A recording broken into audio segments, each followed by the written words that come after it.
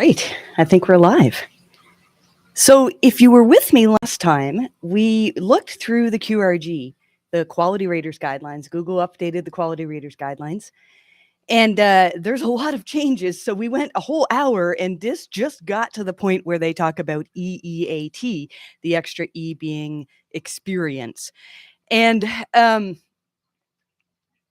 so today we're going to continue that. We're going to look at the EEAT part, but I'll tell you that all I want to do today is play with GPTChat, and I've been using it like an assistant. It's so helpful, and I see people writing tweets saying, "Oh, it's wrong or it's inaccurate or, it's nowhere near as good and it won't be able to replace people." But I'll tell you, I've done far more searches on GPT chat than Google this week. And there are websites that would have gotten ad clicks from me or at least ad impressions from me that did not get it because of my use of GPT chat. And I think the public has not even come close to being aware of what it can do. So what I'm going to do today is what I would have done if I wasn't on a live stream is go through the latest changes in the QRG along with GPT chat. So I don't know how this will work out. Just looking to see. Oh, okay. Yeah. All right. So I think, yes, we are live. Good. And bear with me. This is not something that I do often is a live stream. So last time we got as far as, I'm going to go back to the intro here. Also, Wesley, our little kitten, is all over the place. So if I disappear, it's his fault. He likes to unplug things. And Wesley, there, let everybody see how cute you are while we work this out. Okay, so last time we got to the part where they start talking about EEAT. And I've gotten to the point where I can say it without bursting out laughing now. Almost. And they've changed the order of some things here. They used to talk about overall page quality rating, which is what they talk about now. This is the new version. By the way, I've put the links to the new and the old version of the Quality Raters Guidelines in the description this time. So if you want to follow along with me, you can do that. And then they've gone in the old version. They jumped right to the characteristics of a high quality page. Now, somebody reached out to me after the last video that I did, who is a quality rater, and told me that there are some interesting changes in the examples for high quality pages. So I haven't looked at those yet. We'll see if we get to those today. I feel like there's enough that I could probably do several days of live streams to cover all these changes. Maybe we will. We'll see. And so let's, let's just jump right into the new section here. And I know we covered some of this, but I also want to show you what I would be doing if I wasn't doing a live stream here and just trying to understand this myself. Now, so I'm just going to copy this new stuff because this is all new. None of this is in the old QRG. And we'll just go to now. Here's the thing. Hopefully GPT chat stays up because it's been down a lot. Let's see. Summarize this information into 5 points.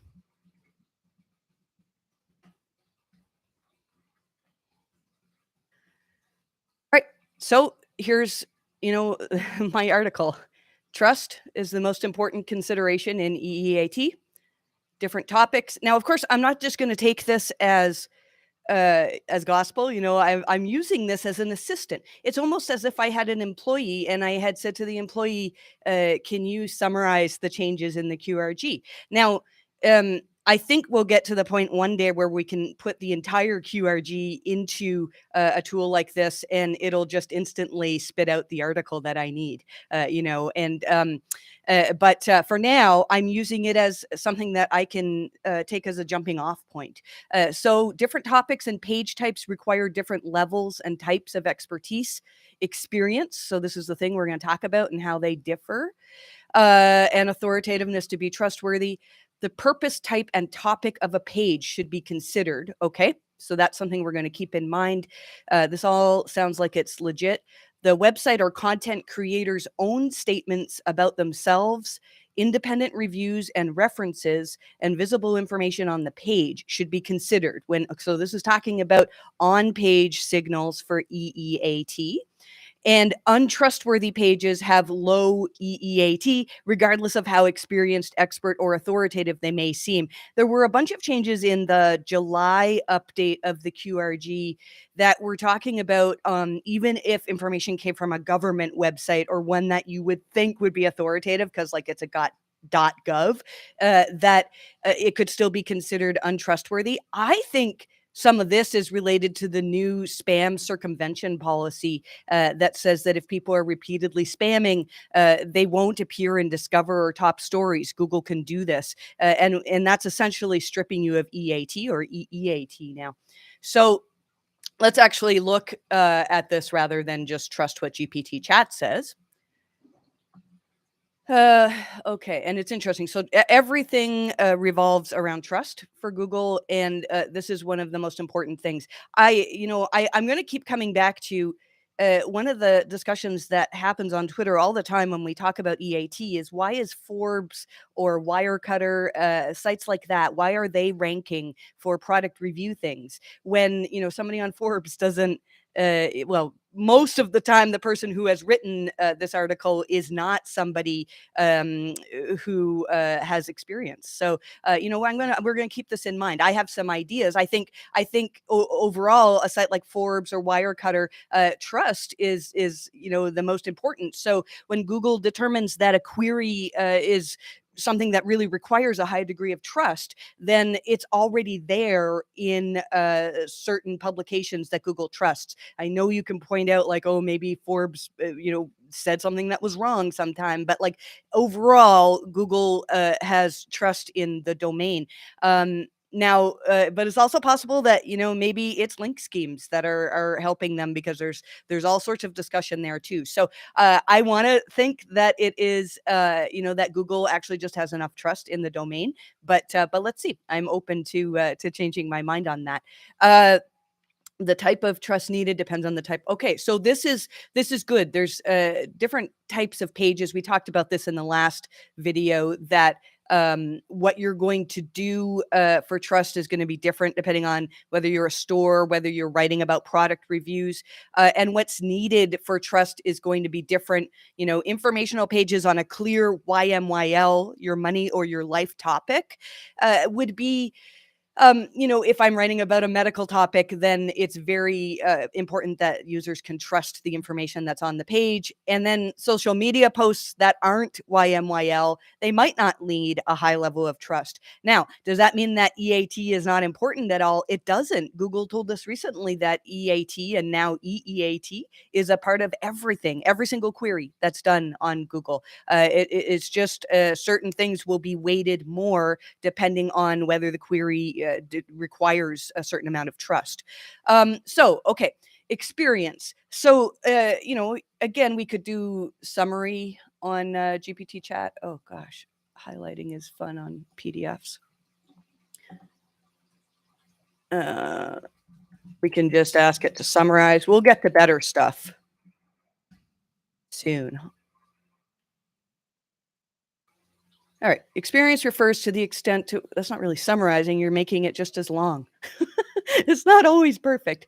To the extent to which the content creator has the necessary firsthand or life experience. I might as well just read the originating one in this case. No worries. Okay. And then expertise is the content creator has the necessary knowledge or skill for the topic. Different topics require different levels of expertise to be trustworthy. Let's go back to experience. That the content creator is not talking about the website, the content creator themselves has the necessary firsthand or life experience for the topic. And many types of pages are trustworthy and achieve their purpose well when created by somebody with a wealth of personal experience. And the question that everybody's going to have is, well, how would Google algorithmically determine that? I have all sorts of ideas, but I want to see what else they say to see if they line up with my ideas. Okay, authoritativeness, is there anything new here? Consider the extent to which the content creator or the website is known. Yeah, this is so important. Known as a go to source for the topic. Now, I don't know if GPT chat does this. Let's just see. Um, oh, yes, it does because this was, who- and now keep in mind, GPT chat is trained on information up until 2021. Let's see, who's known for providing SEO services? And apparently this just returned men. Let's see here. Yeah, see, this is not up to date. And this is not something, so people would look at this and say, well, why would I use this? Why would I mean, because maybe for those who aren't familiar with the industry, Rand Fishkin is a very well known SEO, somebody who I really respect and appreciate very much. But he doesn't do SEO anymore. He hasn't done SEO for years. Rand was the founder of Moz. Um, Neil Patel, there are many things that I admire and respect in Neil Patel. I think he's done an excellent job at building a business.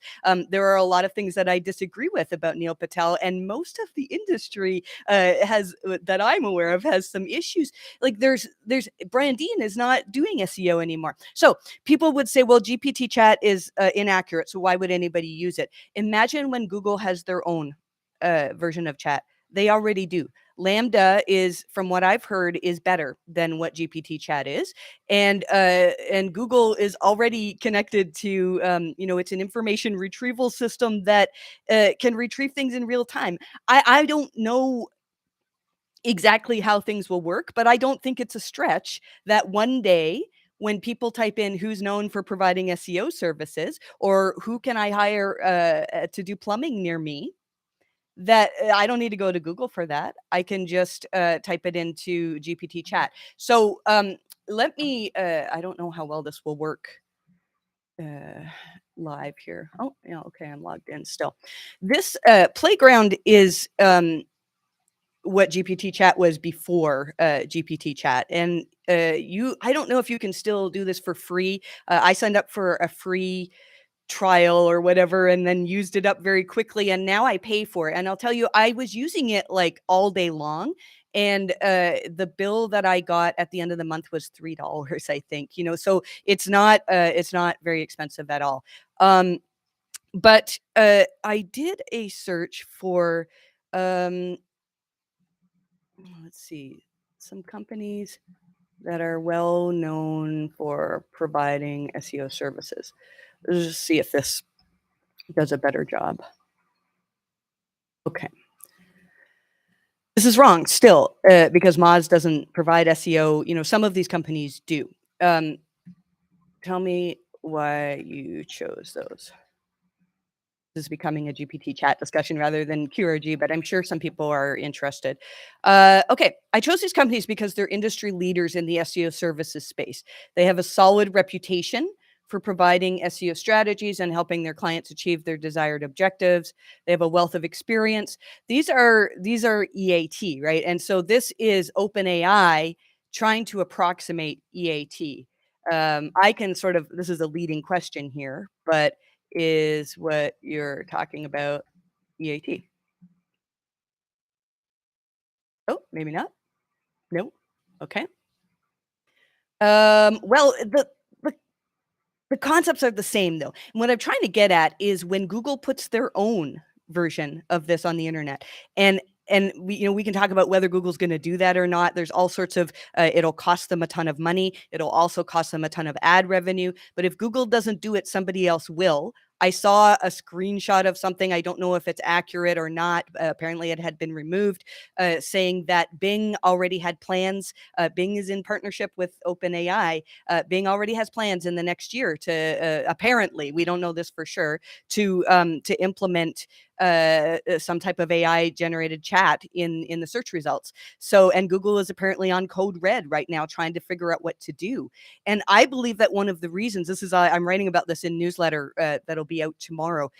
One of the reasons why Google is not doing this, because they've had this capability, and I believe it's going to be way more accurate than what you see with GPT chat, is that it's like, I'm going to sound very dramatic here, but it's civilization changing. if you think of the number of people whose jobs could be replaced by this if this was good, it's devastating. It's hard to imagine. And so the only way that I can that I can handle it and think about this is to think that those who understand how AI works, you don't have to be like, have a degree in computer science to understand this. Those who understand the basics, like you can go to this and say, well, that was useless, I'm not going to use it. Or you can play around with it and learn how to use it properly, which again, we'll get to that. And I guarantee you will find something that it's very, very helpful for. And this will change the world. Like people will be using it. I 100% guarantee it. And I think the world is going to look very different. So those of us who understand how it's working and can guide people, because businesses will still need help in understanding what's happening with this changing landscape, are going to be the ones that have an advantage. And what about businesses? Because a lot of my audience are business owners. You need to figure out what is your thing that makes people come to you and then get people talking about that. If there are, 50 different options for your type of business in your city, and all of those are just providing information that could, if it was in some big knowledge base, could just be returned by AI, then there's not going to be need for that many businesses. I'm going to get all doom and gloom here, and we're supposed to be talking about the QRG. So let's move on. Okay. Experience, expertise, authoritativeness overlap. We did talk about that last time. Now, trust is the most important member of the EEAT family because untrustworthy pages have low EEAT, no matter how experienced, expert, and authoritative they may seem. Okay.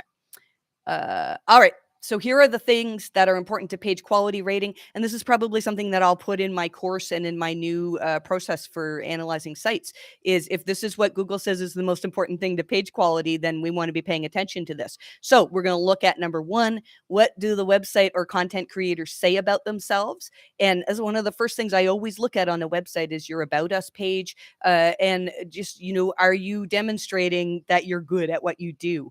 Would people want to come to you, or are you just putting words on pages for search engines to find? What others say is very important, and this is where good links come into play. And I believe that the more Google, the better Google gets at understanding when people truly are recommending content. That links that are just made for the sake of making links to try to get page rank are going to count less and less. I'll write about this in newsletter too. I did a fair amount of analysis of sites that are seeing drops in the last few weeks. It's very, very difficult to tell what's hitting sites now because of actually my last podcast episode was about this, and there will be a video up. I just need to get it edited, but Google has been too interesting for me to do that. So there are things changing. Google has a link spam update going on right now and a helpful content update. And I think that the two might be working somehow in conjunction. That Google is finding whole new ways to assess which pages are helpful, probably in the ways that I've talked about in my core update videos and things like that. And then what is visible on the page, including the main content and sections such as reviews and comments. To me, this is super important because what I see after core update hits in the last few core update hits is that the pages that are doing well are ones that like really quickly get the users to their answer. That the main content, the part that says like, here's the part that they want to show the user is like right there up near the top, is visible, is easily, it's not always at the top. Sometimes it's like easy to scroll to. So if you think of yourself like a searcher, that, I had a question, I went to my phone, I Googled it, I went to the website and I scrolled through, found my answer. As long as that's easy, then that's the type of thing. I believe that Google's using machine learning to identify not specifically where the content is, but what factors on the page are line up with content that tends to be good. I've talked about that a lot in past episodes of my podcast. So let's see. What evidence can you gather from examining? Okay, you might be able. Oh, this is good.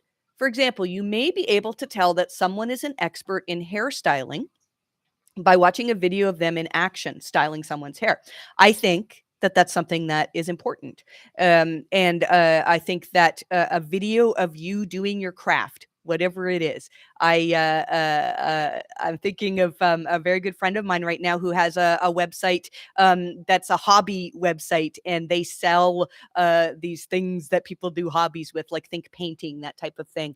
And his website is going to do amazing because he has all of these videos of him using the products and saying like, the main problem with this product is this, or you might run into these problems. Like that type of content is really going to be important. And Google just this week, there's I think another thing in newsletter was about how you can now search videos, and Google will tell you when where in the video a certain topic is. So Google's getting very, very good at understanding the content of videos. Let's see, and reading others' comments. Oh, this is interesting. Commenters often highlight expertise or lack thereof. Okay, so here's a use of ChatGPT. You could look at your comments and ask what the sentiment is. I'm not going to do it now because it'll take too long. But you could you could have a script that runs. I'm sure Zapier could be used to do this. Is that every time you have a comment, it runs it through ChatGPT. Because you can connect Zapier and OpenAI. I figured it out, and like if I can figure it out, and you guys can do it too. It can determine, you can run it through and say, is this commenting on my expertise? Is this a negative comment? And then pay attention every day to the negative comments you get. And then if you do get comments that say, well, what are you talking about? You've never used this product in your life, or something like that, or disagree with you. Well, then you have to think, well, okay, on one hand, maybe I don't publish that, or maybe you take it as constructive criticism and go, well, actually, maybe I should like buy the product and use it. So, there's that's really interesting. Commenters often highlight expertise or lack thereof. Okay, important. The website or content creator may not be a trustworthy source if there's a clear conflict of interest. How would they know that? For example, product reviews by people who own the product. Oh, I understand. Okay. And share their experiences can be very valuable and trustworthy. However, reviews by the product manufacturer, like our product is great, or reviews from an influencer who is paid to promote the product, are not trustworthy due to the conflict of interest. People are going to say, well, how would somebody know? If I wrote an article, I am going to write an article soon about all the tools that I use. And I'll write about Ahrefs and SEMrush and say I love them both. I think they're great tools. How would Google know that I've been paid or that I haven't been paid if I didn't disclose this? Well, in the years when I did work with penalties, with unnatural link penalties, one of the things that we saw around like 2013, 2014 was people all the time were sending product to bloggers, and then bloggers would write about it, and they'd always link back with a keyword anchored link. And like this was a really common link building tactic that people used. And Google has seen this tactic for decade, like over a decade. And so they can easily use machine learning to say, well, here are some pages that we're linking out unnaturally in this way. Here are some pages that are not, and find all of they'll find what commonalities there are amongst pages that tend to link out in that way. And, their link spam update, I have not analyzed it because it's still going. I'm sure though that that's what it's going to be doing, is determining which links are important. So lots of interesting stuff. Okay, so conflict of interest. Finally, there are many aspects of trust, some of which are not captured by experience, expertise. Okay. Please consider over other aspects such as customer service information. Medic, August 2018. I am positive that's why one of the main reasons why Dr. Axe's site saw declines was they had a very bad reputation online for customer service, and they worked really hard to repair that, amongst other things. They've seen real big up and downs. It's a very interesting story. They're not my client, by the way. A lot of people ask me, "What a funny story, I spoke at a conference, and I was using them as an example of, like, where you have serious EAT problems, and I was just about to get up to speak, and, the person who was introducing me, who was also an SEO, started talking to me, and I said, "Yeah, yeah." I showed him my deck. He says, "Oh, Dr. Axe, he's one of my clients." So anyways, but then he got to help him and they did much better. So indirectly, I think I helped him, improve sometimes. Um, okay, for online stores, customer for online stores. Oh, okay, I see. Customer service information for online stores or for academic authors' peer-reviewed publications. Now, that's interesting, right? Like, I wonder for SEO, I'm not really an academic author, but I bet you that when I publish something on search engine land, that speaks to my EAT, maybe my EAT, but that speaks to other peers. I wouldn't be able to get that published if I wasn't, had some degree of credibility.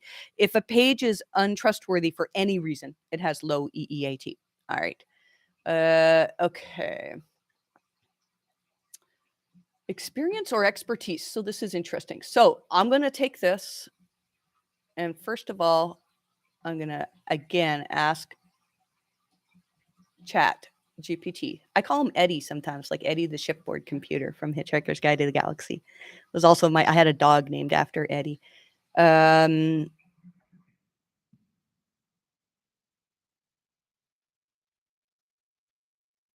Okay, the purpose and type of information on YMYL topics determines whether it's more valuable for the content to come from experts. Okay, so it's about the purpose and the type of information, which will help you determine whether the content should come from an expert or somebody who has personal experience.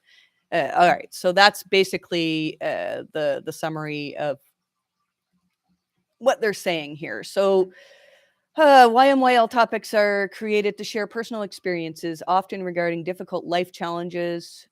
They used to have, I'm not sure if it's still here, an example in the QRG about how if you had a diagnosed with a liver cancer, oh, here it is, yeah, and that a forum discussion would actually be very, very helpful. You wouldn't trust it for like what dose of medication should I take, but you'd trust it for what is it like. I'm feeling like this. Did you have those symptoms too? Like you would get some value from that type of thing.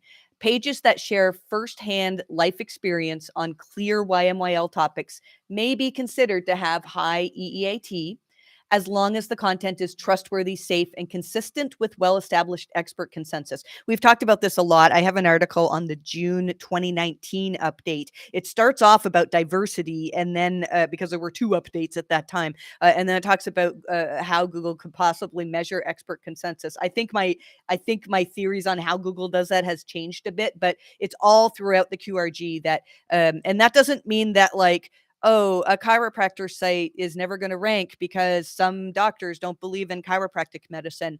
It's really looking for if you're an alternative medicine site, if there's any uh, degree of something that is untrustworthy, then Google they don't want to risk ranking you. And so real life signals of like, I just recently reviewed an acupuncture site and, a lot of people don't believe in acupuncture. A lot of people do.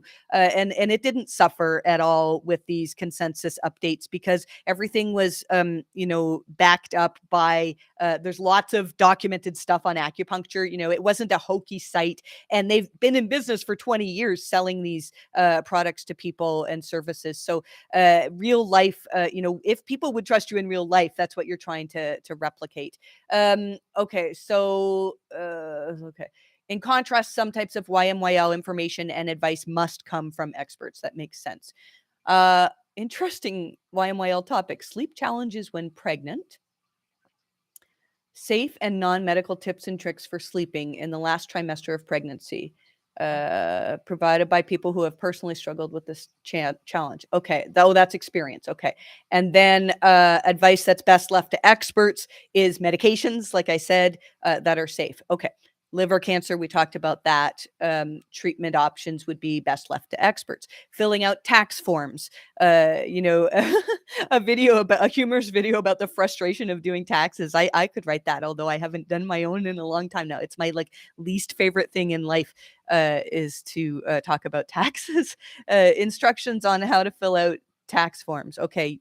Yeah. So that would be something that you would expect to have somebody who is expertise, who has a degree or in that type of thing. Saving for retirement, sharing life experience. Okay, I can see that. And then advice on how to invest. Investment advice definitely would be something you need an expert for. How to vote. Google is very, very careful. They do not want to be influencing elections and politics. And it's always a tricky, tricky subject, and people will disagree with me. I do believe that Google tries to stay out of politics, but I don't want to get into that. A social media post by an ordinary citizen describing what they believe. All right, so that could be good experience. That's interesting. That is interesting. Information about who's eligible to vote. That makes sense. That needs to come from a place of expertise. All right, lowest quality pages. Now, have these changed? I believe they have dramatically. Oh, maybe not. Dramatically, as in none. Okay, let's see here. And I could put this in ChatGPT and say, where are the differences? I think it would point that out quite easily. For now, we'll just review it here. So the first lowest quality pages are untrustworthy, deceptive, harmful to people or society, and have highly undesirable characteristics. It makes sense that now they're putting lowest quality pages first because that's, if it's a low quality page, then nothing else matters. Low quality includes the quality of the main content, reputation, EEAT, etc. But there are special checks you need to complete first. So I think these are the same. Yes, they look the same. They took out important. Steps 1 and 2 are a screening process to quickly detect harmful content. Okay. So assess the true purpose of the page. So this is something that I've been doing in my reviews for the last few months, is actually doing this process, is assess the true purpose. So what is your page trying to accomplish? And if it's deceptive, if you're trying to like get people's information, that's clearly the lowest. Most of you are not creating pages that are lowest quality. Most of you. Assess the potential of the page to cause harm. That is all covered in the YMYL section. I've written tons of stuff on that. And so to identify lowest quality pages, start by considering considering the following. The purpose of the page. It doesn't matter if it's new or not. Lowest quality rating is required if the page has a harmful purpose or if it's designed to deceive people. All right, we know that. If it's lowest quality, if the main content is harmful to self or others. They talked about that, like if it was a page instructing people how to commit suicide or something like that, that's extremely has potential to cause harm. And the other would be if you were giving advice on a medication, and if that advice had the potential to cause harm, like if you were wrong on your dosage and you could cause harm to people, then that's where the lowest rating could be applied to you. The topic of the page, the type of website, and the extent to which YMYL standards apply. So this is just sort of giving them a broad brush to say, like, if we see something that gives us trust concerns, then we can just give it a rating of lowest and not rank it. So I think any page. Now, again, like most of you who are watching this understand that quality raters are not rating your site. It's not like if a quality rater comes to your site and says, oh, this actually is lowest quality, that a switch gets flipped and you don't rank anymore. What happens is that gets sent back to Google as a failure in their algorithms, that Google can say, oh, well, here's an example of a page that is ranking well, despite the fact that quality raters have said it's not. Now, let's say one quality rater ranks it as low quality, but all the others don't. I'm sure Google has processes to get rid of that. What they're trying to figure out is consistently, are there pages that Google's algorithms are ranking that they don't want to rank according to what's in the quality raters guidelines? And so say your page was ranking and maybe it shouldn't because of some lowest quality issue, because maybe you're deceiving people or whatever. Well, then it's not that your page gets penalized. The algorithms change to try to adapt to that. And I believe that Google uses those as examples in machine learning algorithms to say, all right, well, now we're working on this particular type of issue. Here's an example of a page that has these issues. And then they try to find what are the commonalities? What can we measure on this page? How could we weight our algorithm differently so that this page doesn't rank anymore? Okay, lowest quality page assessment. And like most of these, I'm going to go through these quickly because most of these are not what are causing sites to have problems right now. Like, yeah, this is all spammy stuff. Um, let's see. You absolutely need to make sure you have contact information about who you are. I thoroughly believe that Google it has information on all of us in the knowledge graph, even though you might not get information returned to you if you do a knowledge graph query. That's because they're not 100% confident in that information, but it's there. So let's see, reputation, a very negative reputation, including a reputation for malicious and harmful behavior. So a couple of bad reviews is not going to make your website tank. Now, EEAT, lowest quality if the page or website is highly untrustworthy, if the lack of experience, expertise, authoritativeness, or trust causes the page to fail to achieve its purpose. Makes sense. All right. I don't know how much detail we need to do here. Harmful to, that's what we talked about. Yeah, harmful. This is all stuff that we've talked about with YMYL. And harmful to self or others. I'm just going to skim through here. I will probably run this through ChatGPT to like see, did I miss anything? What I'm looking for here is something that is important to us so that we can grab it to make changes to improve quality on our site. And I mean, if you've got websites that have hate messages and stuff on them, well, you're not the people that I'm reaching out to try to help. So we'll skip through those. Let's see here. Harmful to specified groups, exactly. Like, be careful, and this includes your comments too. If people are coming in your comments section and making comments that are hurtful to specific groups or races or whatever, that that can hurt your content's quality. Harmfully misleading information. It's interesting. I've been seeing more people this in the last like 6 months reaching out with manual actions, and there's a new manual action for Discover for harmful or for misleading, and it's websites that are saying promising movie release dates where nobody knows what the movie release date is, that type of thing. Whenever you see manual actions, that means that Google is not able to catch those with their algorithms, but guaranteed if they're giving out the manual actions, they're working on it and they're trying to catch them with their algorithms. So let's see here. David is texting me in the middle of my thing. Good old David is doing Christmas shopping, which never happens. I always do Christmas shopping. Well, he's going to have to find his own stocking stuffer ideas. I'm going to tell him. Dollar store. Dollar store. Sorry, guys. Still live. Okay. All right. If he was here, he would do something to embarrass me now while I'm live. Let's see here. Harmful, misleading information. So I think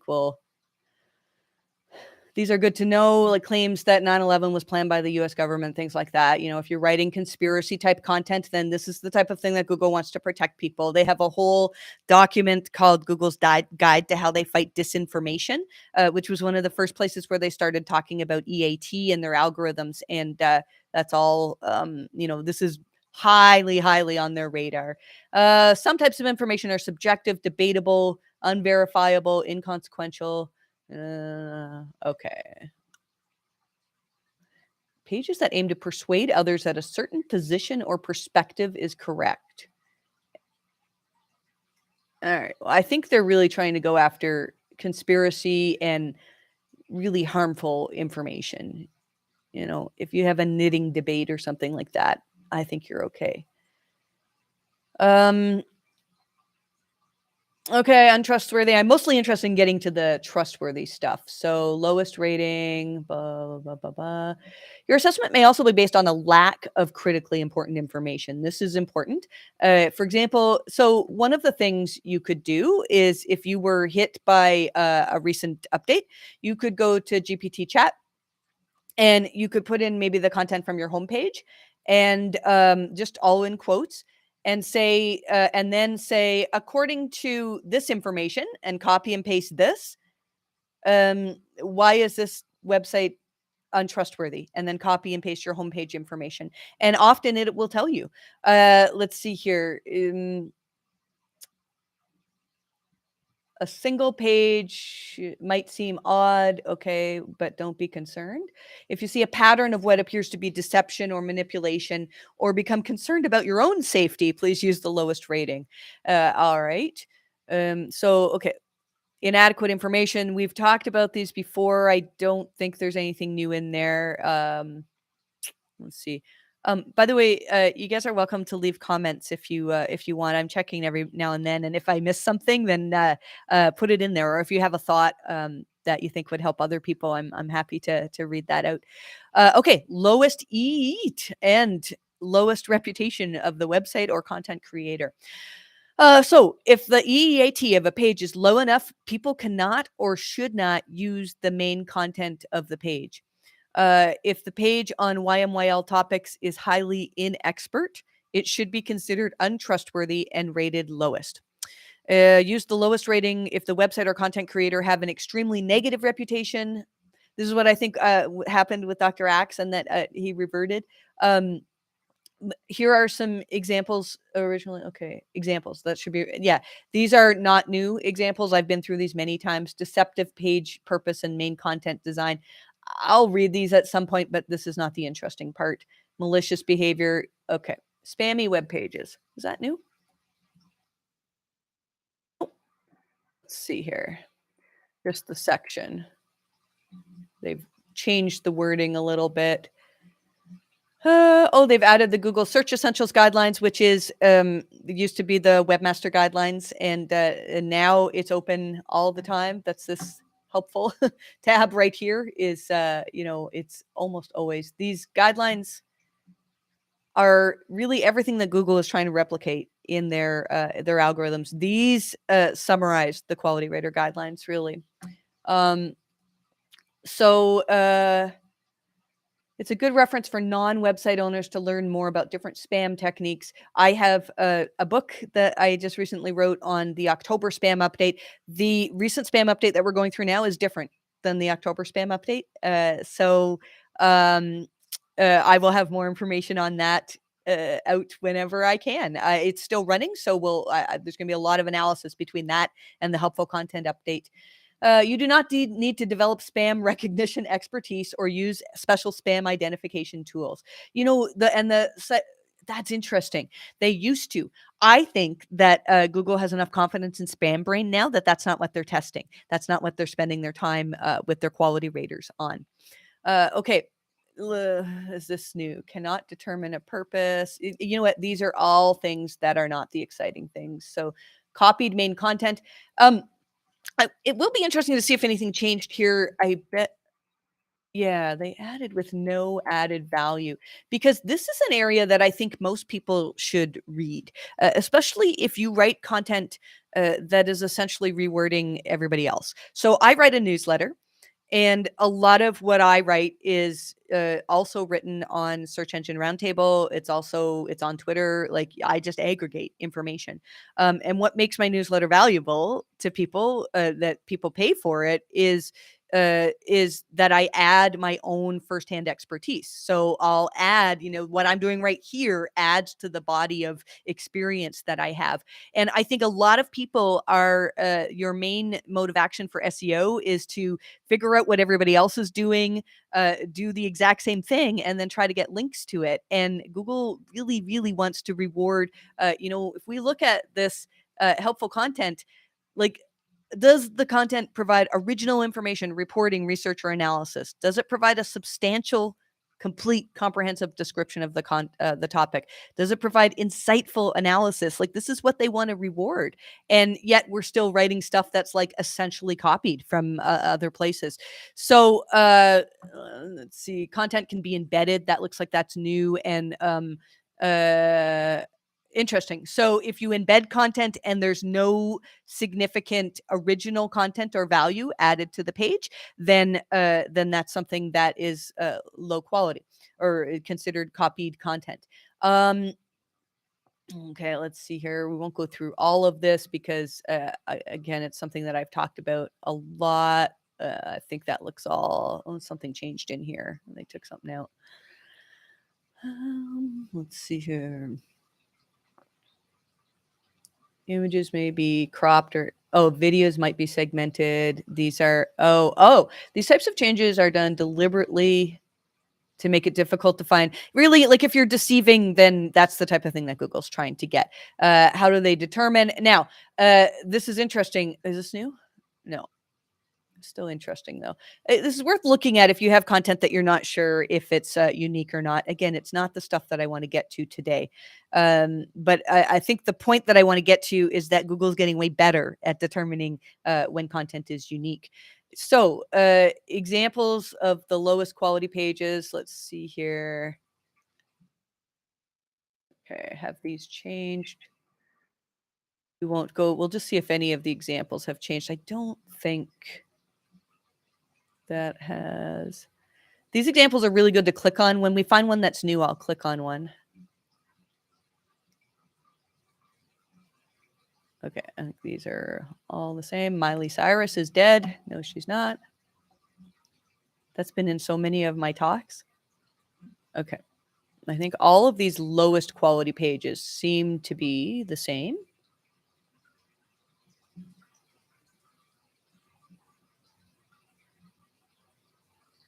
And this one.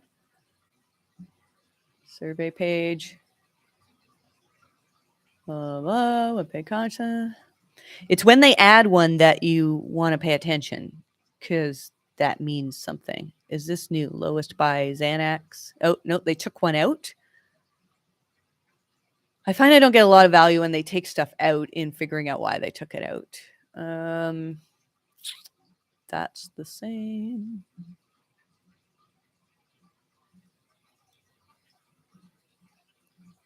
Same. Okay. All right. So then they go on to low quality pages. I'm going to skip through a lot of this. Lacking EEAT. This is, very, very similar. Let's get to the high quality stuff. Snapdragon. Thoughts on future of SEO as Google machine learning gets closer to returning the best sites for user regardless of SEO optimizations. I don't know if you caught the earlier stuff that I was saying. I think that GPTChat or Google's version Lambda is going to devastate the world. It will be accurate. Maybe not just yet, and it will be way more helpful to people. So I think that if you run a website, I would be concerned, and your goal should be, I don't want to say becoming a personality. I mean, look at what I'm doing. I've sort of shifted my mindset from customer service to like helping lots of people. And I think that unless you stand out, unless you're somebody who is unique and you're uniquely valuable and you can provide firsthand experience, I think a lot of websites are not going to be necessary. That's not like Merry Christmas. Let's see here. Distracting ads. Okay. Where is the high quality stuff? You know what? I'm going to go through these low quality examples another time. Medium quality. Let's jump right to high quality. I could put all this in GPTChat and say something new. Okay, high quality pages, and let's see what's changed from here.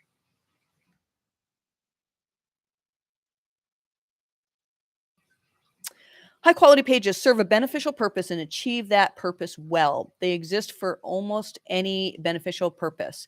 Okay. This is interesting. Let's just try something here. This might fail. It's the risk of doing high quality live stuff. Let's take the content from my website. And I'm going to put it into GPTChat. Here's content from the homepage of my website. All right. And then I'm going to take, oh, where to go here? This information.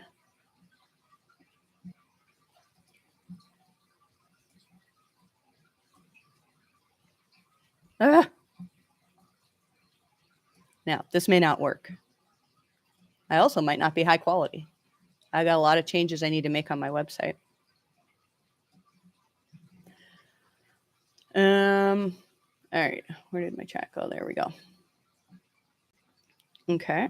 And then I'm going to say, here is some information on high quality.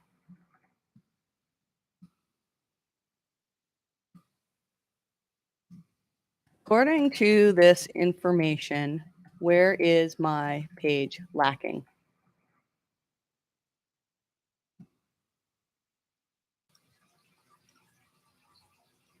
Okay. Oh, I see what it's doing. It's telling me. So I'll come back to this. Purpose of the page. You know what? This is actually a better way to do it. Let's come back to this. I don't think it understood. Let's go this.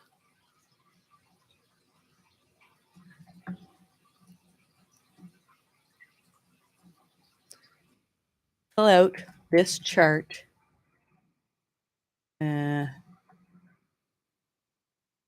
by looking at the website copy I just shared. Okay, I don't know if this will work. A lot of using GPTChat is just playing around with stuff. Okay, here we go. Evaluation of website copy. The purpose of the page. So what I'm trying to do here is figure out, can GPTChat, which is basically just a language model, determine the answers to these questions? Because if they can't, then there's a good chance that whatever Google is doing to try to interpret my page also doesn't. So purpose of the page is to provide information and resources related to Google search algorithms and to improve site quality. This is a beneficial purpose. The potential for the page to cause harm as described in these guidelines, the website does not appear to have the potential to cause harm. I would agree. The topic of the page, the type of the website, and the extent to which YMYL standards apply.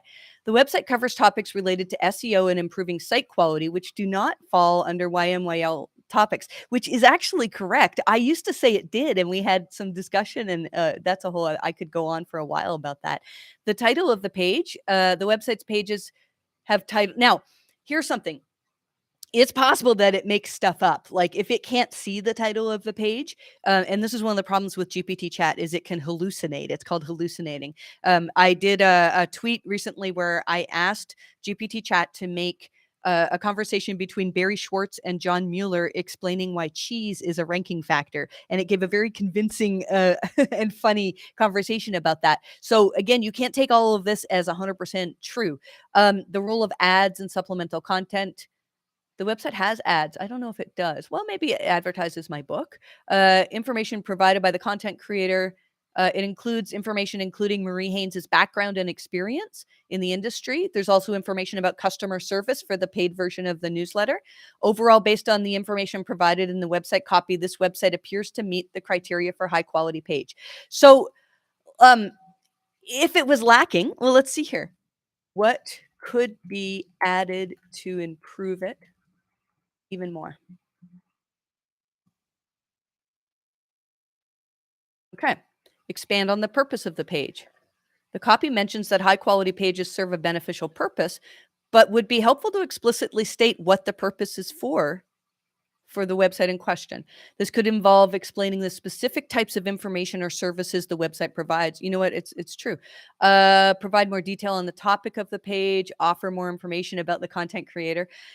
So sometimes it's helpful. And what you can do is when you see sites that have dropped after an update, if your site has dropped, you can put your content in and compare it to your competitors' content. And if you give it criteria to use, so basically Google's criteria, then it can tell you where it's lacking. And often it's right. It's not always 100% right. But again, think about it when as this gets more and more accurate. I heard that GPT-4 is coming out. I saw a little graphic that showed like if GPT-3 is this big, GPT-4 is like massive and in the impact that it's going to have. So a lot of crazy stuff is going on.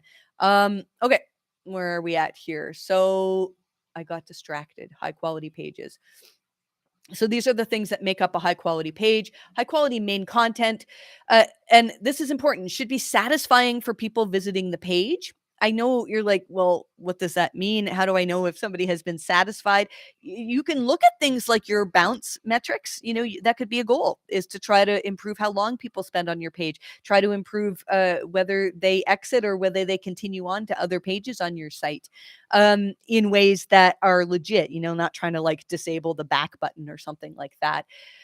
High quality main content shows evidence of effort, originality, talent, or skill. That's not new. This stuff is new. Okay, let's see here. So really our goal, obviously is to be high quality, and putting effort in is something that is rewarded. The website worked hard to create content that achieves the purpose of the page. I really think, and I think we're going to have to do this in future videos. If you're enjoying this, I'd love for you to leave a comment if you want me to do more of these, because it's faster for me to do it without explaining everything, but I enjoy doing it. I think we could say an awful lot here. Let's see here. High quality. Okay. Originality. Let's talk about that. The main content. Oh, okay. Wait, what? Let's go back to this. I think we'll end on this. We're going to go through these things, and then we're going to end on this. And then, like I said, if you want me to do more, I can do some more. I thought there was going to be more on EEAT in here, but I still think that we've learned a lot so far. Effort. So here's how Google could know if you put in effort. Quality rater guidelines are not an exact blueprint of the algorithms, but this is what Google's trying to do. And so I thoroughly believe that everything that's in here, either Google is algorithmically able to accomplish this, or they're working towards it. So low level of effort, lack of curation or editing. If you have content that is written in a language that's not your common language, then you need to make sure that somebody who does speak that language regularly edits it. And I've seen that be as a reason why I think pages did poorly sometimes. And lack of content creation. Forum posts with little discussion or only superficial comments. So there has to be like substantial information on pages. Lack of organization. Crafting a tutorial page with lots of unhelpful filler at the top. Yes. Yes. And little effort put into explaining how to make the craft, the purpose of the page at the bottom. Let's look at the helpful content questions. Where are they here? Okay.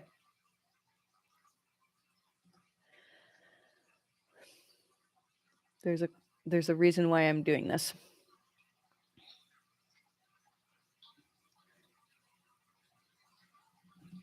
Talking about search engines. Okay. Is the content primarily made to attract visits from search engines? Is something that the helpful content update wants to, the helpful content system wants to recognize. And when we saw the first rollout of the helpful content update, it was really clear that sites that had used a lot of auto generation, a lot of AI content, that like Google's not against AI written content, but they are if it's unoriginal and low quality. So, and what I predicted was that we're going to see so many SEOs write content that you don't realize you're writing it for search engines. When we are taught to write an article about, if I was writing an article about how to repair a lawnmower, I'm probably going to start with, what is a lawnmower? What brands of lawnmower are there? The reason why we do this is not to inform our users. The user who wants to know how to repair the lawnmower doesn't need to know what brands of lawnmower exist. It's to tell search engines, hey, this page has lots of information that's relevant to lawnmowers. And I think so many of us, so let's go back to this, crafting a tutorial page with lots of unhelpful filler. I see this all the time on pages that I'm reviewing that have been hit by especially core updates, where where you can see that they've written paragraphs and paragraphs of information. And this is something that H.J. Kim talked about in the interview on at SMX with Barry Schwartz on EAT, was that there are pages that just have loads and loads. You have to scroll multiple times before you actually get to the information that's helpful to people. You need to be putting the helpful information at the top. And I know some people don't want to do that because then people don't scroll and read through the ads, but like that's just the way that that's what Google wants to reward. High originality. I believe that this is something that Google is going to be putting a very strong emphasis on in the months to come. The main content is unique or original. How would Google know that? You know, how would Google know that, oh, like if Tom Brady does something, there's going to be 8 million people writing about it. Maybe not 8 million people, but there's going to be a lot of people writing about what he did. How does Google know which page has enough original information?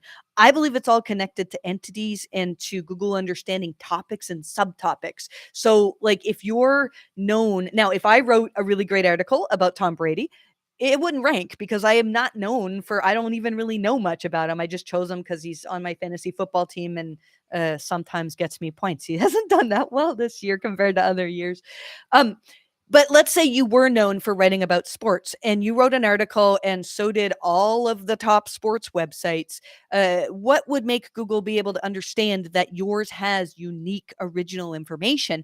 Well, they've got a knowledge graph that understands there's a topic layer in the knowledge graph that understands what the connections are. And so maybe if you've written about topics that are connected to Tom Brady, that seem relevant to the incident that whatever people are talking about, but aren't covered on other sources, then you're original. You know, it would not be hard for Google to figure out which content is original. Original photos or video footage. I really think Google is going to be strongly emphasizing video. Look at what I'm doing right now. There's a reason for this because, you know, I think YouTube is totally going to explode even more than it is now. The content on the page is unique to the content creators, yes, such as a personal perspective based on firsthand life experience. And that's what I've been interjecting throughout this video is, you know, things that I've seen, things that, you know, insights that I've reviewed. So low originality, just what I said, information is summarized from other sources with little added value. You need to ask yourself if a user, once it was to look at your page and also the pages that are currently ranking or that are likely to rank, is there like a really obvious reason why a user would choose your page? You know, even if they haven't read the content. Oh, thank you, Thomas. Definitely enjoying this. I find this more engaging than reading a newsletter. Oh, well, that's good. It's working out well. I think I was worried about the tech that I that I wouldn't be able to do it, but it is working out well. A summary of the perspectives of others, such as summarizing product reviews written by others. Google has really had this on their radar that they are trying to make it so that sites that just review products and just spit out like, oh, here's a summary of the Amazon reviews, and you know, oh, here's the pros and cons that we picked out. Like they're no better than Google can just use AI to summarize the Amazon reviews. Like there's really no reason for them to recognize your site. So Google's not against affiliate websites, but they are if you wouldn't exist if it wasn't for the affiliate links that the affiliate money you make from it. And then let's talk about high level of talent or skill. The main content showcases the talent of the creator. A video again of a talented creator dancing, content creator dancing. I'm going to do a juggling video. Oh, I can't. I have a frozen shoulder. So there's my juggling career done. The main content allows the page to achieve its purpose well because the content creator has talent or skill. For example, a how-to article on plumbing by a skilled plumber. You know, do you know how many articles on plumbing are written by content creators who have probably never fixed a toilet in their life? Like this is going to change. Google is going to be rewarding content that comes from people who have real life experience. And then a low level of talent or skill. A lack of adequate talent or skill prevents the page from achieving its purpose, such as a how-to article on plumbing by somebody who does not have the necessary skill to explain the steps accurately.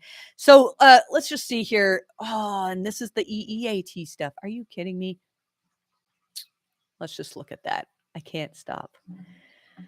Depending on the purpose of the page, a high level of EEAT may be required for the page to achieve its purpose, and experience is valuable for almost any topic. That's important. That's really important. Almost any topic. So if you can add experience, I've been talking about the creator economy. It's coming. It's what I'm doing now. The reason why I'm building like a book and a course and making I could make a lot. I do make a lot of money doing consulting one on one.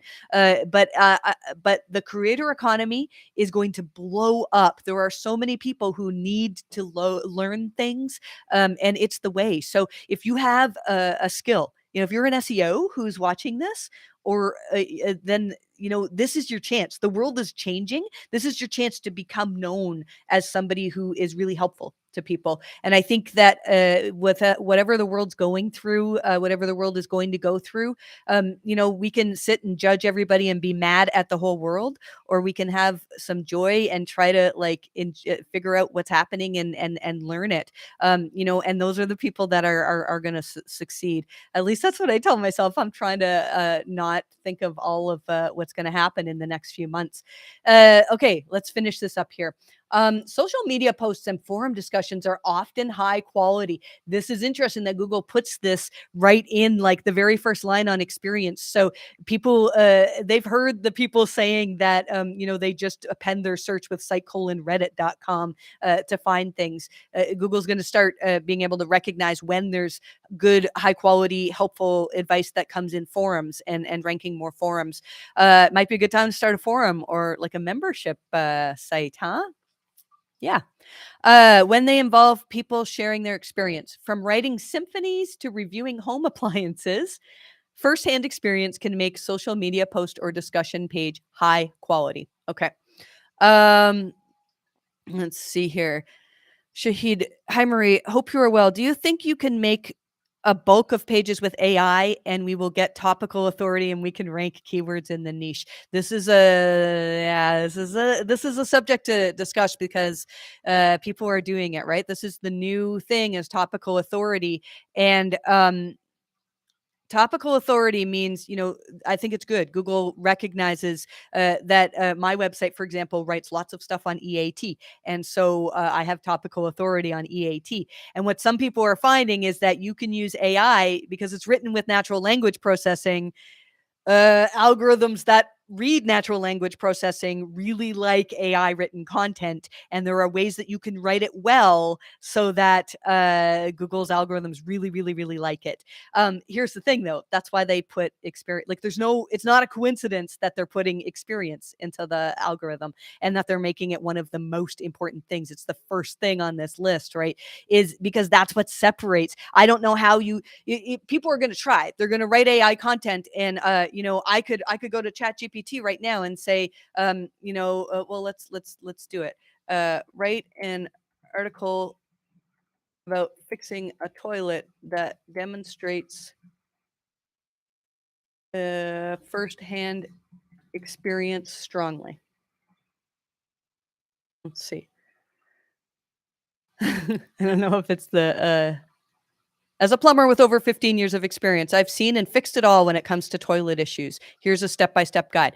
Now, people are going to try that, and I think that Google is smarter than that. If you were a plumber of 15 years experience, then the knowledge graph will back that up. Like, it's so simple how Google would know. Um, and all of this is probably, this is information. That's how AI works. It's information that's taken from other sources on the web, and so it's not unique. It's not original. So, how would you, if you were a plumber and you weren't using?